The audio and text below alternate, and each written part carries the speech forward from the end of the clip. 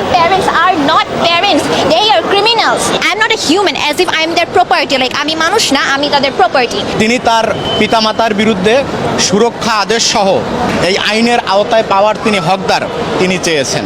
Those two people over there are not my mom and dad. They are criminals. আমরা বিজ্ঞ আদালতের কাছে ন্যায় বিচার প্রার্থনা করেছি।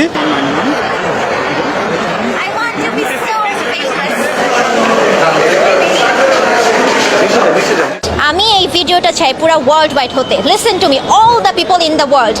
Those two people over there are not my mom and dad. They are criminals. They made me suffer since birth. জন্ম থেকে আমি সাফার করেছি। From since birth I suffered. In simple words, they are child abusers, and child abusers should not be free.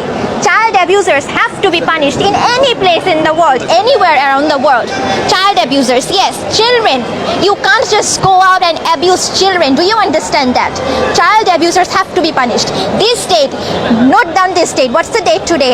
10th July 2025, right? On this day, I seek my justice. এই দিনে আমি আমার justice seek করেছি. My name is Kim Mehrin, and I hope you see me in the world singing and dancing on a stage, because that's my dream, to be a famous celebrity, and I know I will be. I'm proud of myself. Judge was listening to us, and their lawyer was telling like as if I am their property, you know. I'm not a human, as if I'm their property. Like আমি মানুষ না, আমি তাদের property. They were talking like this. So what I did is that, like, excuse me, I am not a property. I am a human being, and nobody, like, bare minimum, nobody has the right to just come and abuse me. I was a child. Then it would be like I also have the right and go and then abuse someone. Do I? I don't think I have the right to abuse you. Do I? I don't. So you don't either. Nobody does either.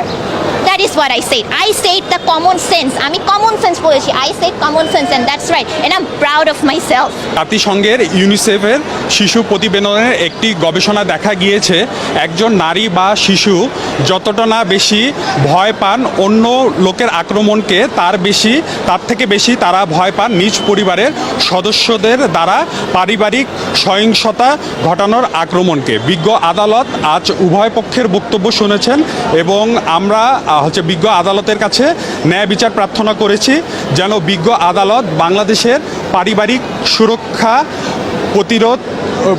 সহিংসতা প্রতিরোধ ও সুরক্ষা আইন 2010 অনুযায়ী আমার client miss মেহরিনকে সুরক্ষা আদেশ প্রদান করেন, এবং বিজ্ঞ আদালত তার মেন্টাল হ্যারাসমেন্টের জন্য ক্ষতিপূরণ প্রদান করবে। তিনি তার পিতামাতার বিরুদ্ধে সুরক্ষা আদেশ সহ অন্যান্য যেই রেমেডি এই আইনের আওতায় পাওয়ার তিনি হকদার তিনি চেয়েছেন। তো এই মামলা আমরা আজকে তার বাবা মায়ের পক্ষে আদালতকে আমরা জানিয়েছি যে মূলত তিনি যে অভিযোগগুলো লিখিত আকারে বিজ্ঞ আদালতে দাখিল করেছেন সেখানে মূলত কোনো অভিযোগই ছিল না। কী কারণে তার বাবা মায়ের বিরুদ্ধে তার কী ধরনের অভিযোগ, এই ধরনের কোনো বক্তব্য তার লিখিত এই আর্জির মধ্যে নেই, যা থেকে আমরা এটা জানতে পারবো মূলত এই কারণে এই যৌক্তিক কারণে তিনি তার বাবা মায়ের বিরুদ্ধে এই ধরনের একটা প্রসিডিং আনতে পারেন। আমরা ইন রাইটিং বিজ্ঞ আদালতে বাবা মায়ের পক্ষ থেকে আমাদের বক্তব্য লিখিত আকারে সাবমিট করেছি। একইভাবে বিজ্ঞ আদালতকে আমরা মৌখিকভাবে তা নিবেদনে জানিয়েছি যে মূলত আমাদের বিরুদ্ধে আমার মেয়ের অভিযোগটা কী কারণে আমরা তার সাথে মিসবিহেভ করব।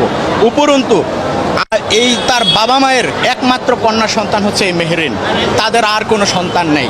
সঙ্গত কারণে এই মেয়ের সাথে তাদের এই একমাত্র কন্যার সাথে তাদের মিসবিহেভ করার কোনো যৌক্তিক কারণ নেই, বরঞ্চ এই মেয়ের কল্যাণকর হয়, মেয়ের ভালো হয় এমন যাবতীয় ডিসিশন, যাবতীয় কাজ তারা তাদের জীবনদশায় এখন পর্যন্ত করে আসছেন।